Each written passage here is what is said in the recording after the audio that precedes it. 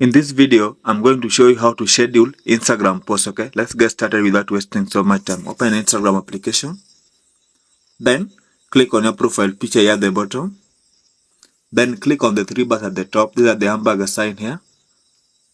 Then, scroll down. Just scroll down. And select account type and tools.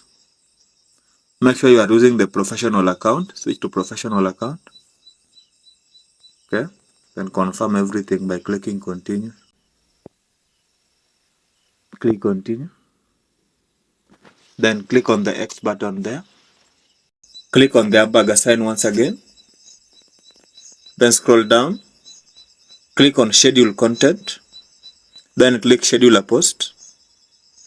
Then just choose the photo that you want to share with the audience. Let me say I want to choose this photo here. Okay. Then click next. Okay. Then scroll down and click more options. Then click schedule this post. Then choose the date when you want the post to be posted. Then click done. Then click back once again. Then confirm schedule. By doing that, you'll be able to schedule your post on Instagram. Thank you guys. Let's meet in the next video.